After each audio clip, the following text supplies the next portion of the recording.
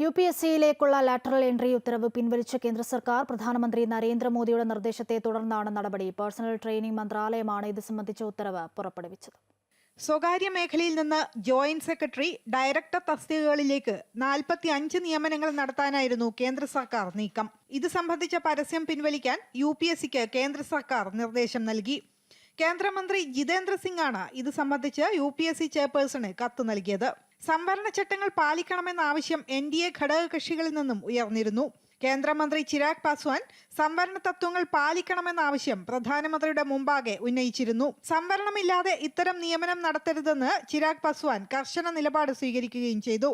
പ്രതിപക്ഷത്തു നിന്നും ഈ നീക്കത്തിനെതിരെ വലിയ വിമർശനം ഉയർന്നിരുന്നു. ലാറ്ററൽ എൻട്രിയിലൂടെ RSS അജണ്ട നടപ്പിലാക്കുന്നുവെന്ന വിമർശനം കോൺഗ്രസ് ഉയർത്തിയിരുന്നു. ഭരണഘടനയും സംവരണവും സംരക്ഷിക്കാൻ എന്ത് വില കൊടുക്കാനും തയ്യാറാണെന്ന് പ്രതിപക്ഷ നേതാവ് രാഹുൽ ഗാന്ധി കേന്ദ്ര സർക്കാരിന്റെ നടപടിയോട് പ്രതികരിച്ചു. അതേസമയം കോൺഗ്രസ് സർക്കാരിന്റെ കാലത്താണ് ലാറ്ററൽ നിയമനത്തിന് തുടക്കമിട്ടത് എന്ന് BJP നേതാക്കൾ ചൂണ്ടിക്കാട്ടുന്നു. അമൃത ന്യൂസ്, ന്യൂഡൽഹി.